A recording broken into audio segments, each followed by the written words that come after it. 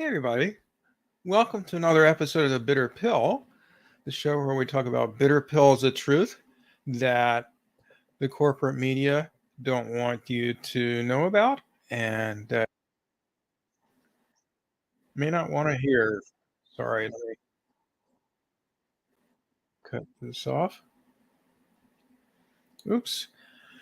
Okay. Anyway, so I've been trying to do this show about once a week. Uh, I am doing it a little bit more often recently because all this stuff keeps happening, and I happen to have enough time to do a little more recently. And I should also mention, for those of you who don't know, I also have a Substack blog, jeffmelton.substack.com. If you like to read things rather than listen to people talk, and if you'd like to maybe explore things in a little more depth than I can here. So tonight, what I wanted to talk about was this uh, incident that supposedly happened during the uprising in Palestine the last few days, where Hamas and associated groups based in the Gaza Strip in Palestine broke through the fence separating Gaza from Israel. And basically, this was an attempt to fight against the 75-year-old, I guess you could call it apartheid system in Israel. That's what human rights groups such as Amnesty International and Human Rights Watch and B'Tselem, a Jewish human rights group, have called it, where Palestinians do not have equal rights to Israelis, and they are confined to very small territories. They don't have access to resources the way Israeli citizens, particularly Jewish Israeli citizens, do, and are discriminated against in every way. And more on the specifics of that later. But so, as is often, or just generally the case during military conflicts, civilians do get hurt, and this certainly happened in this case. So last I heard, there were something like, I don't know, about 1,000 Israelis who have been killed since the Palestinian uprising began, and a clash with the IDF, the Israeli Defense Forces, began very early Saturday morning. Most of them, by far most of them, military or security forces, and about the same number of Palestinians. In that case, the majority of them civilians, which is kind of the way it usually goes in conflicts between Israel and Palestine, or just in general, where a stronger country such as the United States attacks a weaker country, or in this case, no country at all. Palestinians don't actually have a state.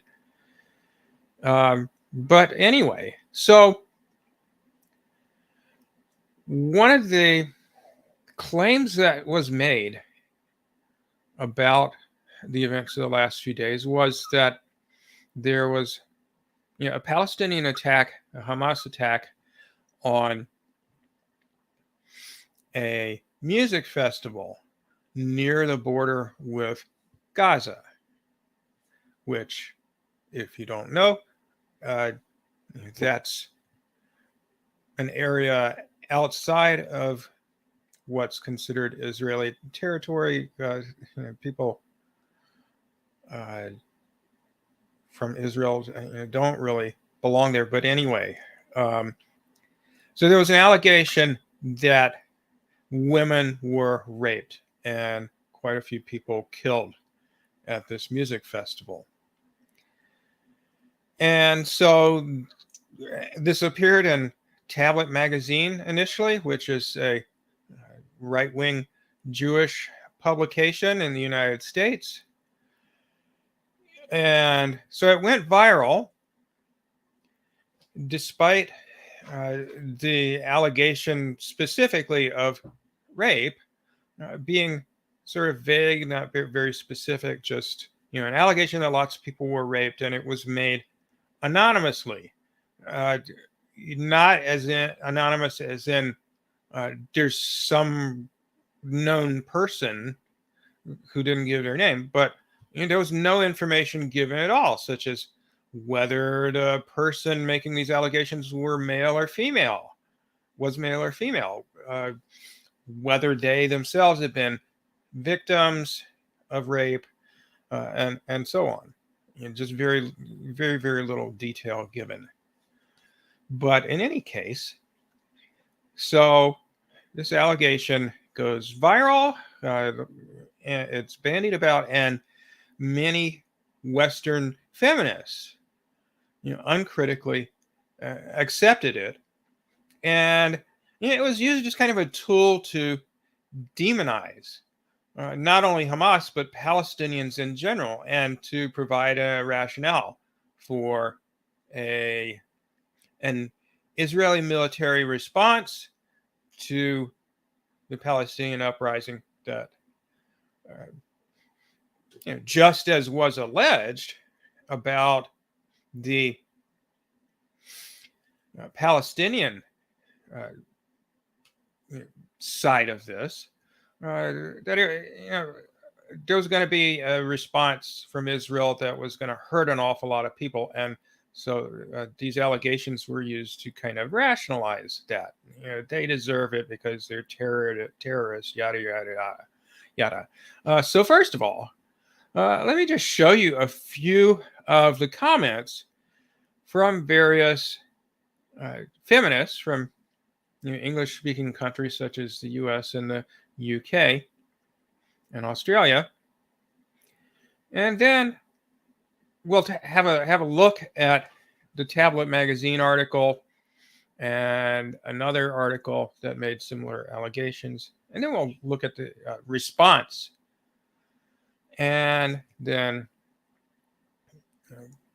we'll talk about the overall context, where, obviously, in the vast majority of countries in the world, rape of women by men is, a big problem, and we shouldn't expect there to be an exception to that in either Palestine or Israel, and there doesn't appear to be. So anyway, let's have a look at what some people were saying. Let's see. I need to share my screen with you.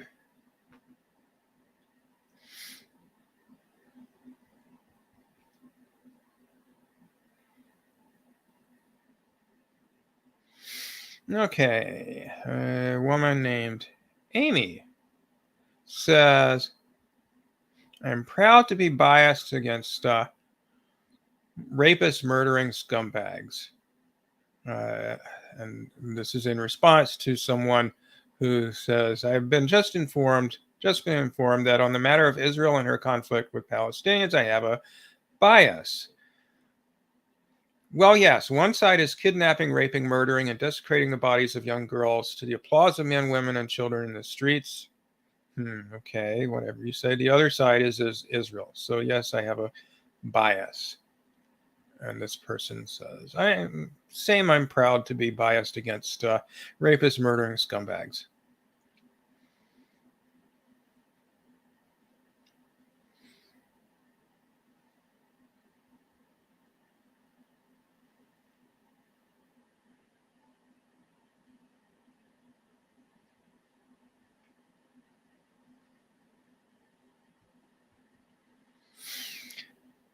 Okay, so another person condemns the UN Commission on Women for saying, "You haven't made a single post condemning the rape, torture, and murder of Israeli women and girls by Hamas in the past 48 hours.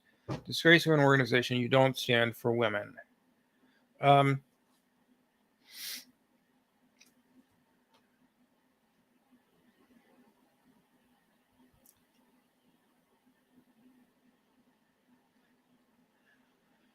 Time to BDS anyone supporting Hamas terror, says someone named Francis Wheatman. Um,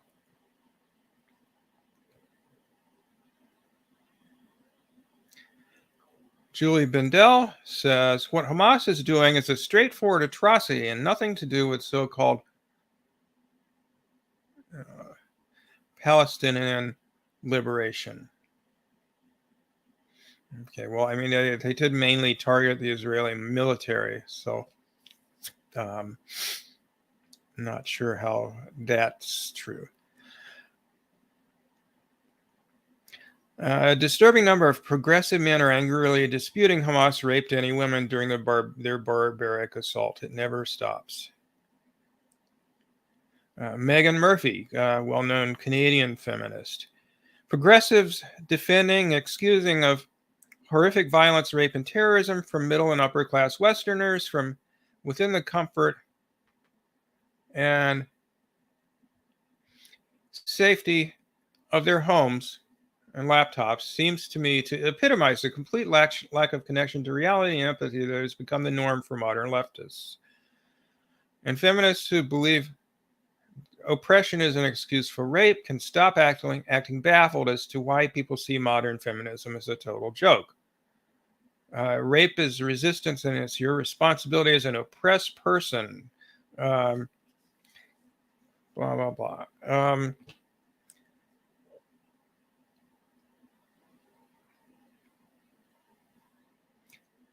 So she's critical of mainstream feminism, considers herself a radical feminist, but apparently wants us to believe that only one side in this conflict engages in horrific violence, rape, and terrorism.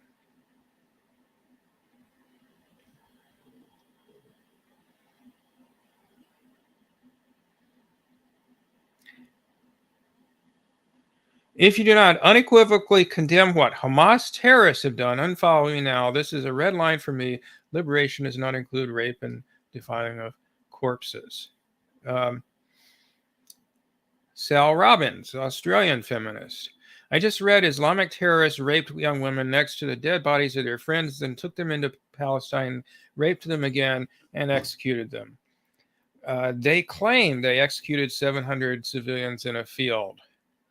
Um, Not sure where they claimed that, and I'm not sure how she would know, um, what happened to anyone who was kidnapped and taken into Gaza.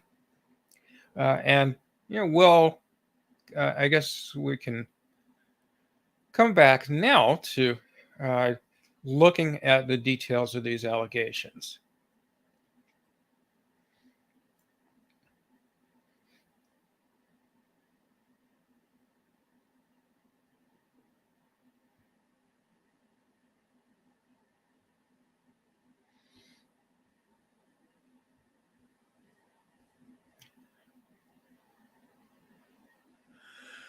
Okay, so Tablet Magazine. Um, okay, I thought I had more comments on this.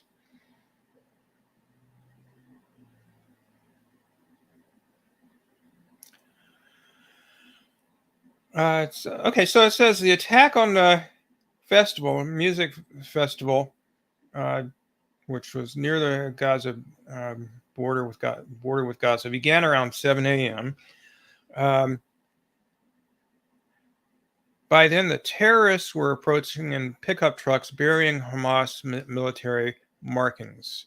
It doesn't say exactly how whoever this was knew what Hamas military markings were, because Hamas is not a regular army. It's a paramilitary group based in Gaza. They say many were executed on the spot. 260 bodies have been found on the site of the rave. Doesn't say what the source of that information is. They really like using the word terrorist a lot. And I bet you they don't use that to describe, for instance, Israeli soldiers who commit acts of violence. Okay, so here we get to the rape allegation. One survivor recalled, I saw videos with a male getting held by a group of Arab kids, young men, they're kids, but they're young men already. They're holding this guy, and he looks at his girlfriend as being mounted on a bike and driven away from him. God knows what she's going to experience. Women have been raped at the area of the rave next to their friends' bodies, dead bodies. Several of these rape victims appear to have later been executed. So again, it doesn't say who this one survivor is. Nobody else was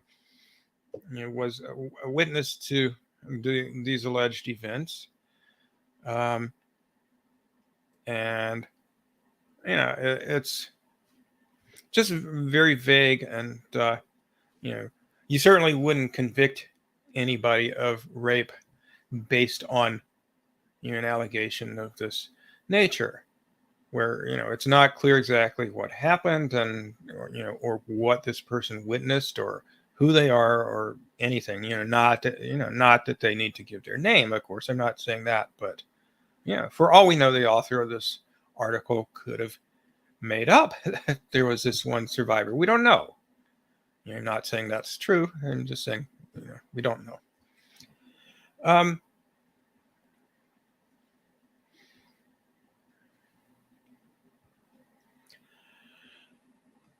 There were other accounts about this. Let's take a look at another one. This was an article in the Times of Israel, which is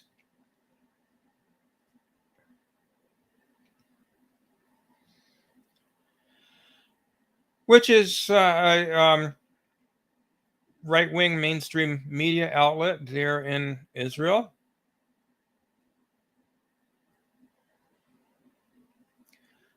Footage of Hamas assault on civilians shows likely war crimes, experts say.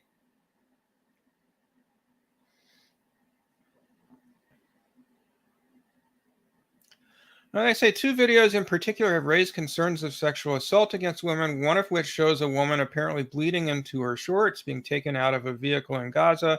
The woman is alive. The other video shows a woman stripped down to her underwear, lying face down in a truck.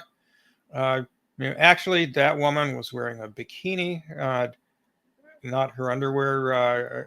And according to eyewitnesses, she already was before this attack occurred. And the other woman had blood on her hands and her back. It wasn't at all. I mean, how do you know that someone is sexually assaulted by the fact that they're bleeding? A large number of civilians are thought to be among the at least 700 dead in the surprise onslaught,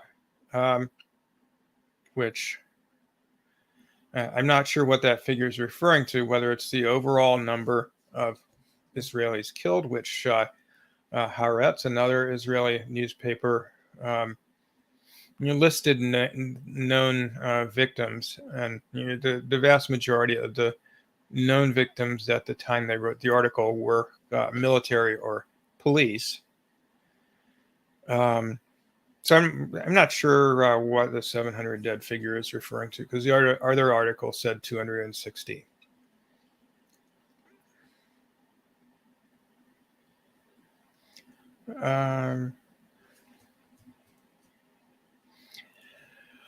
Okay, now there's an interesting thing I noticed about this article. If you search for the word terrorist or terrorists, you find 23 hits. So It's in the subheading, terrorists. It's in the caption of the first photograph. There it is again. There it is again. Again. And caption of another photograph. Several more instances in the article. Another caption. Okay, so there were about 10 instances of the word terrorist or terrorists in the article, and it's all over this web page, 23 times.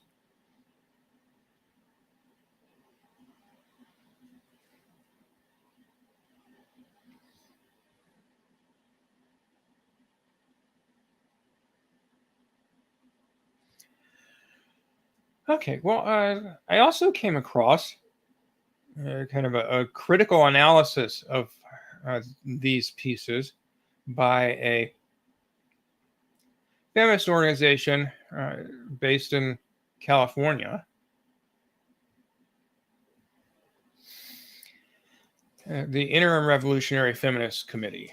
So here's what they had to say. We are the Southern California chapter of a proletarian feminist organization militantly committed to building revolution around women's emancipation and towards dismantling imperialism, capitalism, and the sexual commodification of women and gender oppressed people.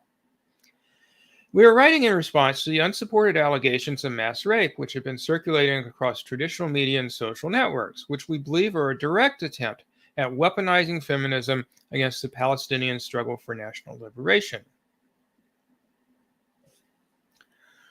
They go on to say, these claims are unsubstantiated and based on no real evidence.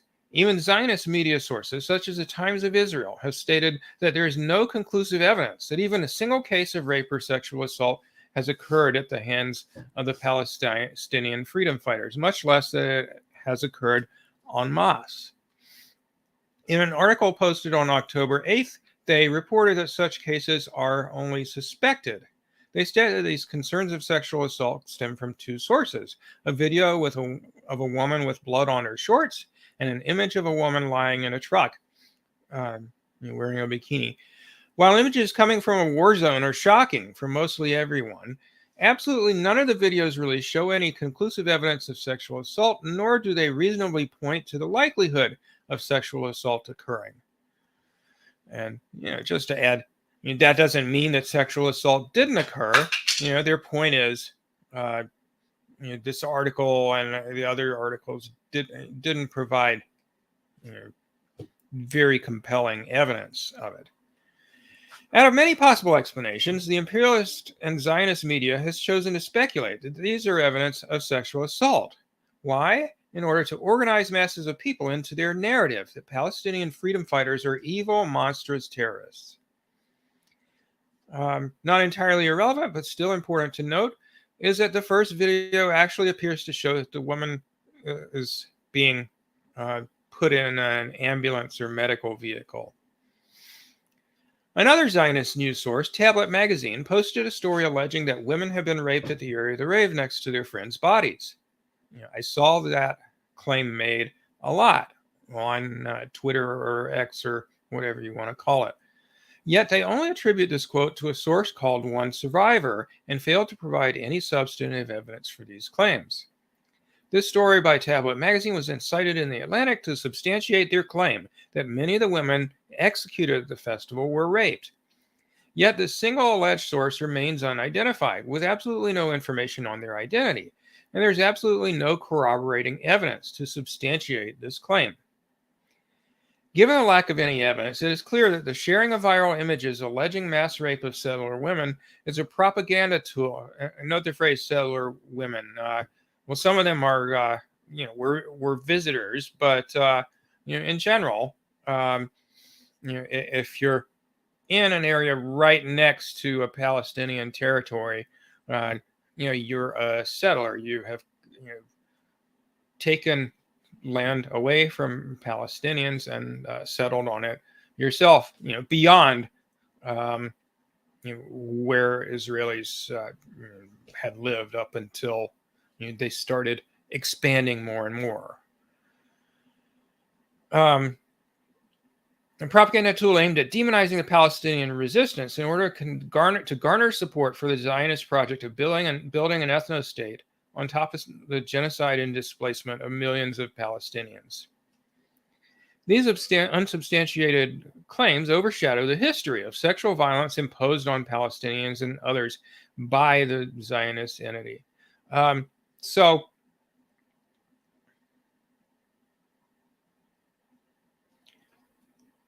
they link to several sources, but I just wanted to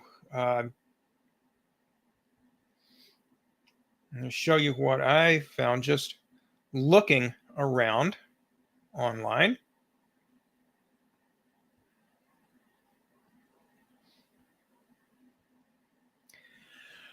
We've got Palestinian women haunted by abuse in Israeli jails. Israeli soldiers accused of raping 11-year-old. A third of Israeli female soldiers were sexually harassed in 2021, report says.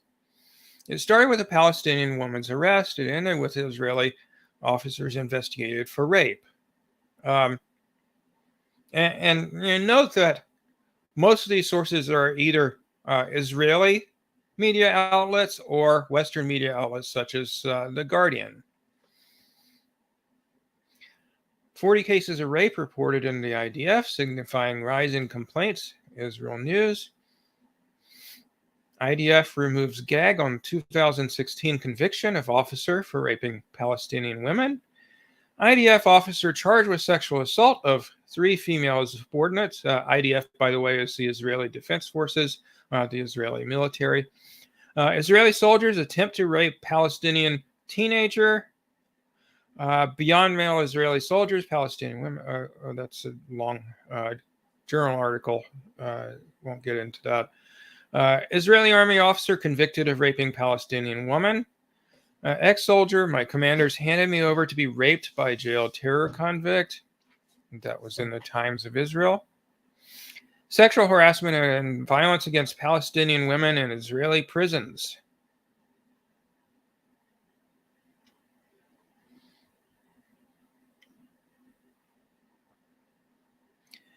Sexual harassment and sexual violence have long been tactics used by Israeli soldiers against imprisoned Palestinians.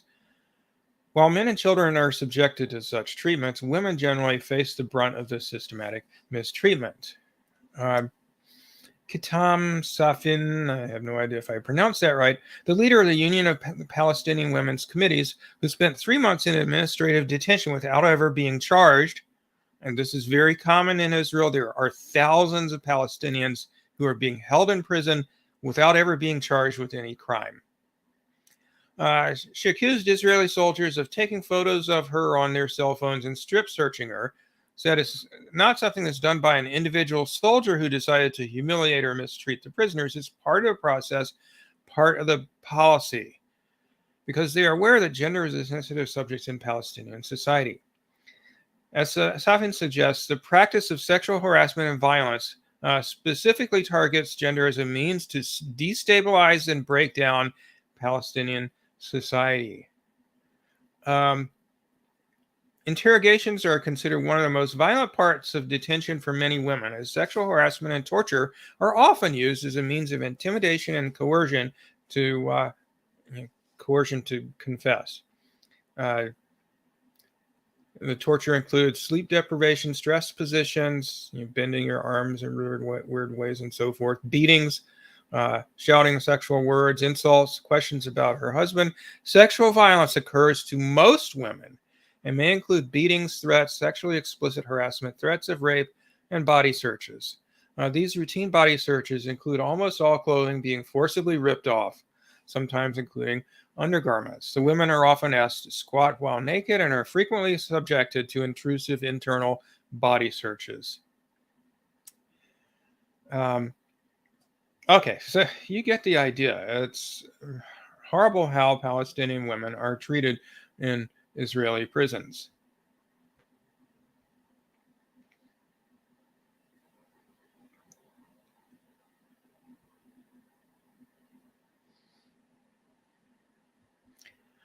Israel becoming safe haven for pedophiles with laws that allow any Jews to legally return. activists claim. 32 pedophiles, according to one activist group, moved from countries around the world to Israel over the past decade, according to this article published in 2016.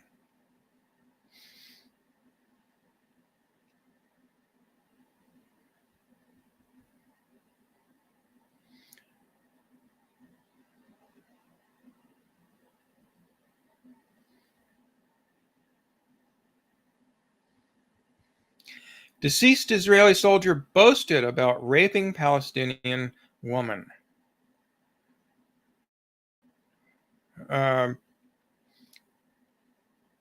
So the soldier was killed in 2021. He'd previously boasted about raping a Palestinian woman in a social media post, revealing yet another dirty chapter in the decades-long conflict.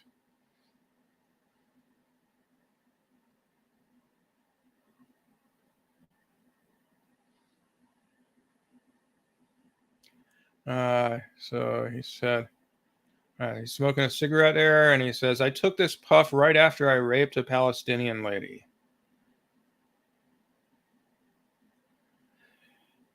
And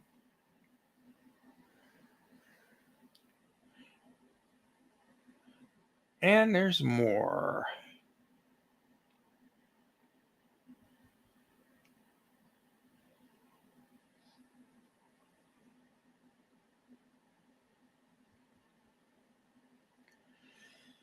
Zionist soldier, while laughing in an interview with the Israeli channel Hot 8, "We put Palestinians in cages and killed them. One of us raped a 16-year-old girl.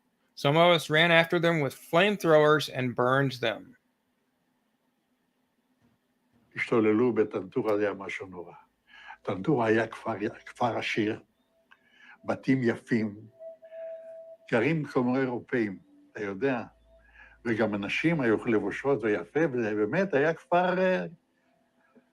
אחד אנס שם איזה ילדה בת 16, משהו כזה, אתה מבין? אבל זה מכוער מאוד, היה לנו בחור אחד, הוא נפטר, הוא היה פרא אדם, הוא לקח פשוט מאוד, ורצח אותם בתוך המכלאות. בתוך המכלאות, הם היו במכלאות, אתה יודע, חוטי ברזל כאלה, עגולים כאלה, אספו כל הגברים. הם יושבים שם, כולם, על הרצפה, ובא מישהו, ולוקח תת מקלע, ומתחיל זה, מחליף מחסנית, מה אתה חושב? Okay, so he killed all the men. אבל אנחנו לא היינו כאלה. הוא היה יוצא דופן, הבחור הזה, כן, מה שהוא עשה. והשתיקו את הדבר הזה, והיו חבר'ה שלקחו את הלוויורים, ורדפו אחרי חבר'ה ושרפו. Soldiers took flamethrowers and ran after the villagers and burned them.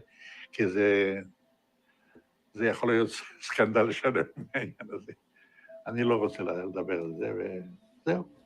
3-4 חודשים הראשונים הייתי רוצח. מה זה אומר? אני לא לקחתי שבויים. בזמן קרב, אם מישהו ירים ידיים, משהו כזה, לא לקחתי שבויים. זה זעזע אותי עד כדי כך, לא יכלתי לעבור לסדר. Okay, so he's saying, during a battle, if somebody surrendered, he just shot them.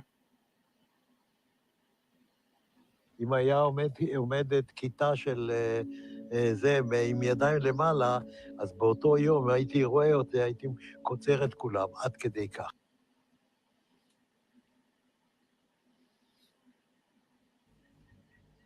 לא ספרתי. אני לא יכול לדעת בחיי. He doesn't know how many people he היה לי killed. מקלע. Emptied his clip of 250 bullets. תראה, יראיתי, נלחמתי כולם. Killed everyone. לא יכול לספור. He says he can't count. He thinks that's funny.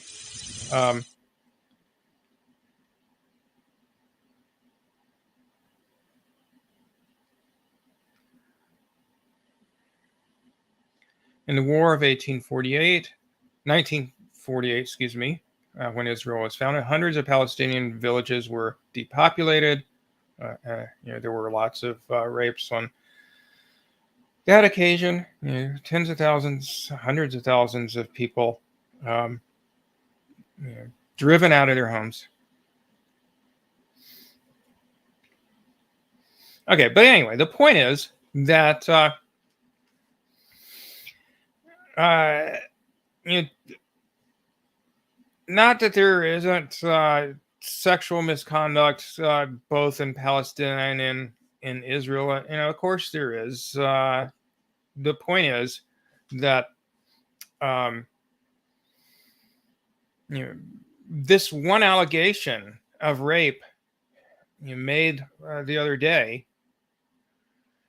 of mass rape is being used to basically say Palestinians are animals. So they use Israeli government official use that term to describe Palestinians the other day, and so have other people, including U.S. politicians. They're subhuman and they don't deserve to live.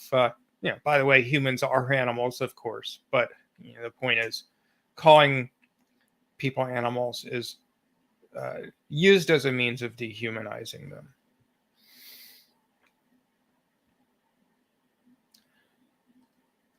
Now, of course, if these allegations turn out to be true, or if other allegations come out, then we should condemn them. So my point is never to say that rape is okay, or if credible evidence comes forward, to say we shouldn't believe it. Just to say that even if it turns out that this is true, it's simply a fact that these allegations have been used to paint a picture of Palestinians as bad people that deserve whatever is coming to them.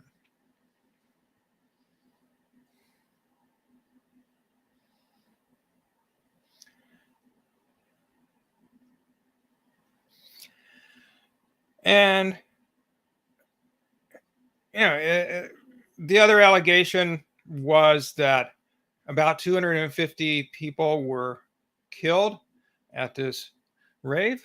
Not clear whether or not that figure is accurate, but let's put it into context. First of all,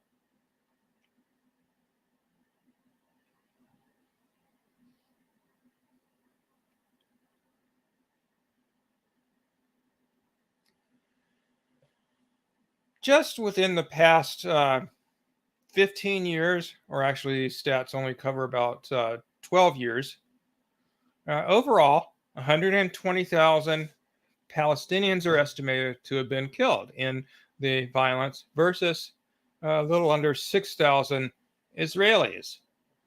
So, according to the UN, in 2008, there were 3,200 Palestinian people killed. Killed or injured? Hold on.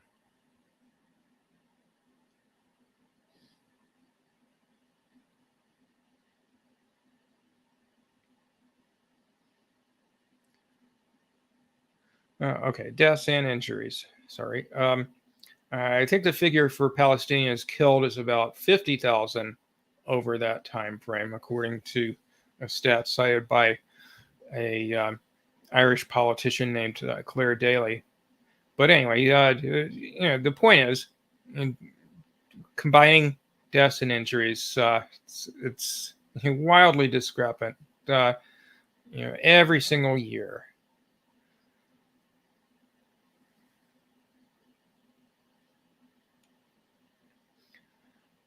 So, the last few days are the only time in modern history when there isn't this huge discrepancy of many, many more Palestinians than Israelis being killed or wounded in the 75-year-old conflict between Israel and Palestinians.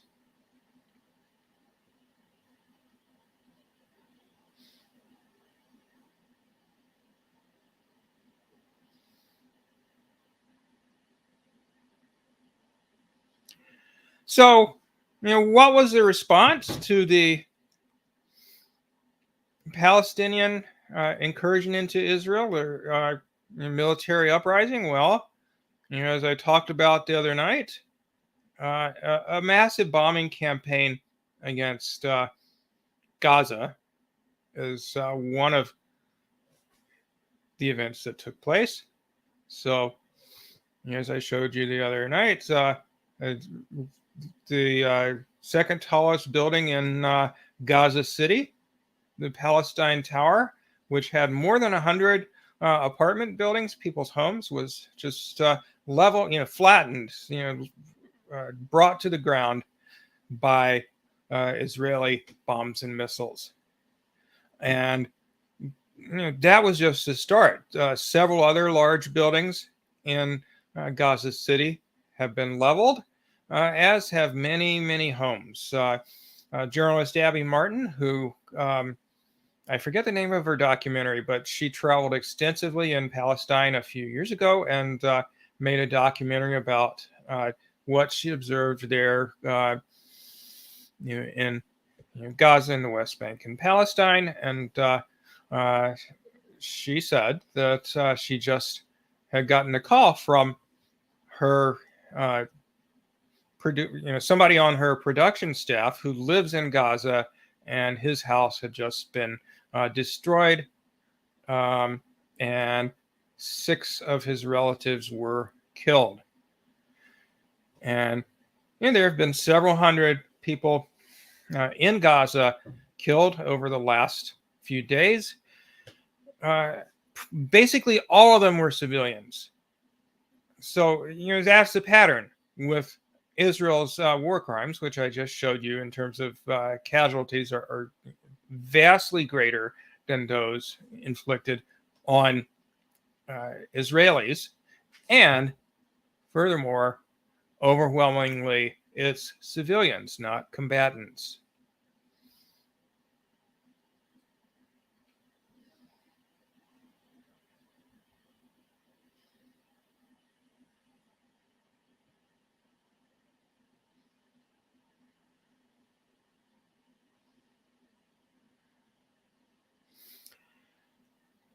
Half the population of Gaza is children. The average age is under 18. So a little over 50% of the population is children. I don't know what the life expectancy is in Gaza, but it can't be very high.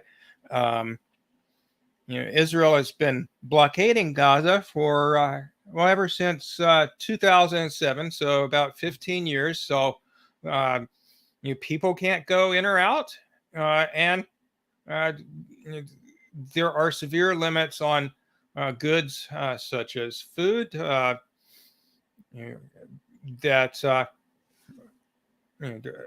don't necessarily get in sufficient amounts. Basically, Gaza is dependent on Israel because it's been people have been so deprived of the ability to make a living and develop their resources that Gaza depends on Israel for food and water and electricity and gasoline and you name it. And just the other day, in retaliation for the Hamas-led uprising, this is what Israel decided to do. A complete siege of Gaza. The Israeli defense minister, whose name I forget, said that Israel is now going to completely shut off access to food, water, electricity, and fuel. So collective punishment of the residents of Gaza for their this paramilitary group, Hamas and others from Gaza engaging in this military assault. Now you might think, well, this is war, but this is not something that typically happens in war. And in fact,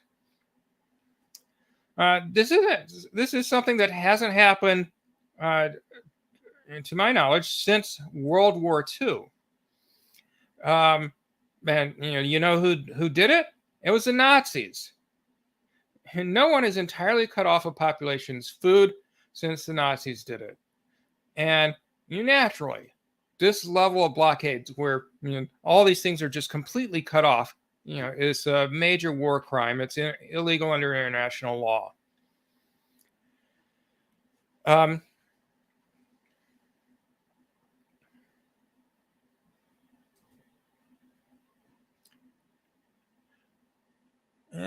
other things to know about what's going on here. First of all, in 2014, as I mentioned the other day, there was also an intense bombing campaign against Gaza that went on for I believe it was 2 months, and the outcome of that campaign, in addition to thousands of Palestinians in Gaza being killed, was that an estimated 18,000 homes were destroyed, and lots of other damage of essential infrastructure. And those homes, for the most part, haven't been able to be rebuilt because guess what? Part of Israel's blockade was they cut off the supply of cement, of concrete. So people couldn't really rebuild their houses if they had them destroyed. As I mentioned earlier, nobody's allowed in and out. Residents of Gaza and the West Bank don't have passports. They're not citizens of any country. They're just walled in by Israel. 2.1 million people in an open-air prison where the vast majority of the land side borders Israel, and that's all walled or fenced off. The southern border is with Egypt, I believe, and they don't let anybody in. And then the western border is the Mediterranean Sea, and well, you might say, well, I guess they could swim for it or get on a boat, but that's blocked off too. Israeli warships patrol the coast and won't let anybody in or out there.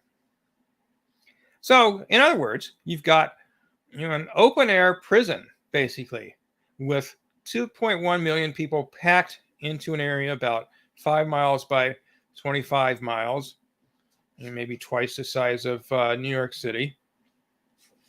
50% unemployment. Just destroyed buildings everywhere. And Gaza is at this point, even though it's very tiny, about half of the area that Palestinians have left to live in. So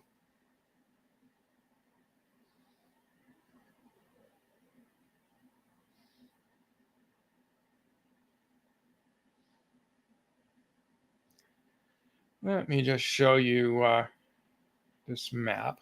Oh, here it is, actually.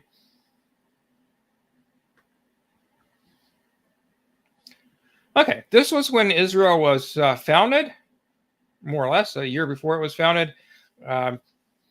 Palestinian land, in green, is the vast majority of the territory, and those little white blotches there are Jewish settlements.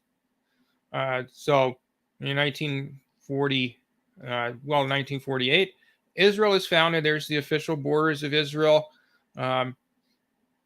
There's what later became Gaza right there. This is also Palestinian land. This part here, the West Bank of the Jordan River, is Palestinian land, as is this part up here. Then suddenly, you've got just this little bit of land here. That's the Gaza Strip. And then the West Bank up here. And now the Gaza Strip, this is a 2005 map, but it's the basic contours of the territory remain similar. There's almost nothing left of Palestinian territory, and they don't really control it. There's military checkpoints everywhere, and settlers have colonized all around where Palestinians lived, all over here. And in the process, kicking people out of their homes, bulldozing their homes, ripping up their livelihood. Farmers have had their olive trees and other crops chopped down or burned by the Israeli military and so forth. Homes bulldozed. You have to wait for an eternity at military checkpoints to get through, even if you've got a serious illness and you're in an ambulance trying to get to the hospital. And, of course, by the way, hospitals are major targets of Israeli bombing campaigns. So all in all, just this horrible situation.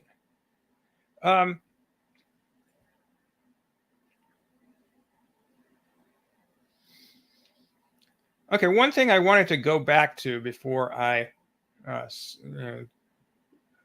close this out is that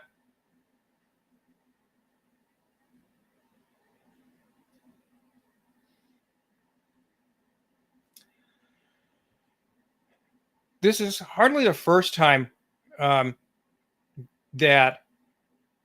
Oh, I'm sorry, I didn't see your comments there, Mark. I was reading the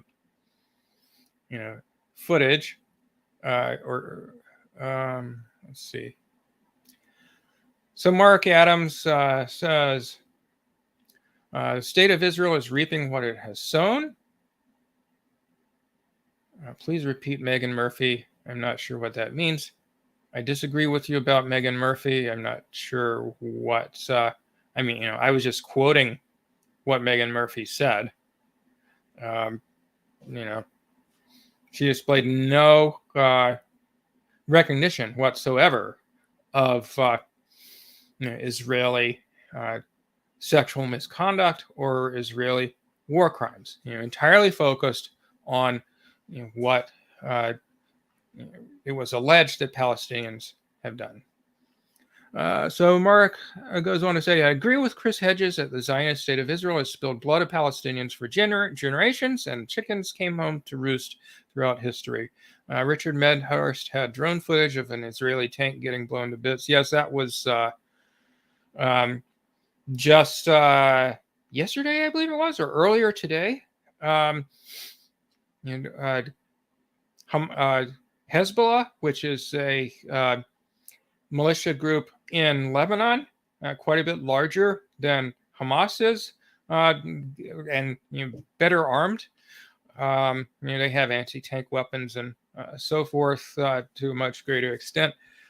So they did take out an Israeli tank, as Mark says, and did some other damage. And that's Lebanon is toward the north, and so if they got involved, Israel would be fighting a two-front war, basically. But anyway, what I was going to say is that this is not the first time that rape allegations have been weaponized by Western media outlets.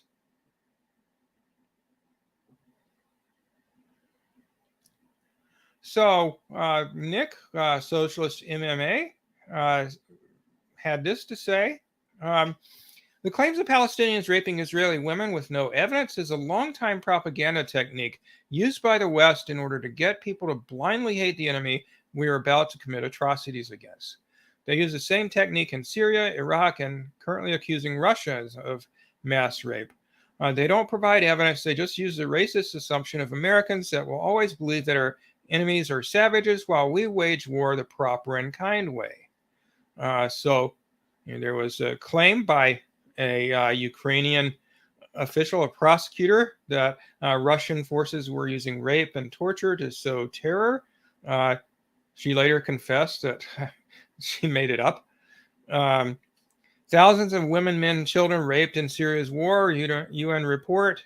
I don't know the details of that, but evidently, as Nick says, that was ultimately debunked. The claim that Syrian forces have raped and sexually assaulted women en masse. There was also an allegation that during the Libyan civil war, back toward the tail end of Muammar Gaddafi's presidency in Libya before he was assassinated during the civil war and associated NATO bombing campaign in Libya that overthrew Gaddafi's government and brought into being this horrible state that's engaged in slavery and so on and so forth. But anyway, an allegation was made that Libyan soldiers hopped up on Viagra, raped women, and the same exact allegation was later made against Russian troops during the Ukraine war, and no evidence was ever provided that either of these things were true. Of course, Julian Assange was also accused of rape by the Swedish government. Julian Assange, of course, the founder of WikiLeaks, who, among many other things, disclosed classified documents, or they were given to him by Chelsea Manning, and WikiLeaks published them, as did The Guardian and the New York Times and other sources, showing U.S. war crimes in Iraq and Afghanistan. And so, as soon as that came out back in 2010, sort of this enormous witch hunt was launched against Julian Assange, among which, a part of which was an allegation that he had raped two Swedish women. But this allegation wasn't made by those women. It was made by the Swedish government. And the women themselves refused to sign a statement saying that he had raped them. And, of course, we could go on with other types of false claims used as propaganda to create antipathy toward the U.S.'s or Israel's or other Western enemies. So there was the allegation, or several times there was an allegation that Syria, the Syrian government, had used chemical weapons during the civil war in Syria from, I believe it was 2011 to, well, I guess it hasn't really ended, but it's mostly died down now. All those claims turned out to be false. Of course, the infamous incident with the incubator babies, the babies supposedly ripped out of incubators by Iraqi troops during the first Gulf War, where Kuwait was invaded by Iraq, and that turned out to be a lie. And there are lots and lots of other examples. Now, again, I'm certainly not saying that you should jump to the conclusion that allegations of rape are false. I just talked a couple of weeks ago, I think it was a couple of weeks ago, about the rape allegations against comedian and political commentator Russell Brand, and the difference there from, say, the allegations against Julian Assange or the allegations in this recent case over the weekend with Hamas is that there were many, many allegations of various sorts of sexual misconduct against Russell Brand. Some of them occurred in public, not the rapes, of course, but sexual harassment of various sorts, and there were multiple very detailed rape allegations against Russell Brand. So that's completely different from, for instance, this case over the weekend, where a completely anonymous source, not a woman who said she had been raped and gave a detailed account of what happened, like the three anonymous women who alleged that Russell Brand had raped them, but this unnamed survivor of whatever happened at the music festival on Saturday, who made this vague claim that many women had been raped. No evidence provided. Not clear who this person was, whether they were one of the alleged victims or nothing. So again, the point is that although certainly we should always condemn violations of human rights that we can document occurred, regardless of who it is that commits them, whether it be Israelis or Palestinians or Americans or whoever it is. We have to always bear in mind, first of all, the overall context of situations like this, where there's clearly an oppressor group and an oppressed group. And the crimes of the latter always pale in comparison to the crimes of the former. And we have to bear in mind as well that accusing people of rape is a propaganda technique that's specifically designed to, of course, appeal to feminists, people fighting for equality for women. And in this case, it appears that at least the majority of feminists that I've seen on Twitter or X bought into this lock, stock, and barrel and promoted it very heavily, and really had little to nothing to say about any crimes, whether it was sexual in nature or any other type of crime, such as bombing apartment buildings to smithereens or cutting off food and water or whatnot on the part of Israel. So, a lot of feminists who, by definition, are supportive of equality for women,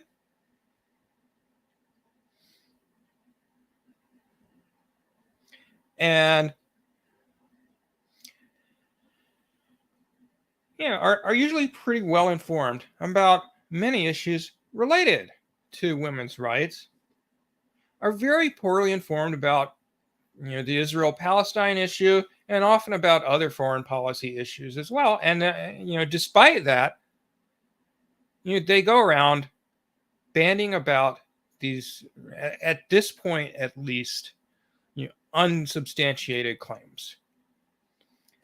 And also often tend to be ill-informed about other foreign policy issues as well, but that's another story. And I guess what's become really clear to me over the last few years is that it's just commonplace, if not the norm, for people who are politically minded and very involved in political activism, or at least they say a lot on Twitter about political issues, to be knowledgeable and have great stances on some issues, while being ill-informed and having terrible positions on other issues. Now, that's understandable. I'm not judging people for being that way, because few of us have time to become well-informed about a lot of things. But, it would behoove us to all have a little more humility, rather than having strong opinions about issues that we don't know much about, because it's almost inevitable. If you don't know much about something, your take on it is going to be bad, and that may have damaging consequences. So, for example, in this case, you're going to wind up propagating, a smear campaign against Palestinians that winds up, serving as a rationale for war crimes against those Palestinians, while, just looking the other way at crimes committed by the IDF or whoever it is on the Israeli side. So giving ammunition to them to justify the oppression that they have been engaging in for the past 75 years. Okay, well, I hope this has been informative, and I look forward to talking to you all again soon. And again, if you didn't catch all of this and you want to see more of it, obviously the recording will be there, and I'll certainly be writing about this in my blog, jeffmelton.substack.com, or elsewhere in the near future. So stay tuned, and I will see you next time.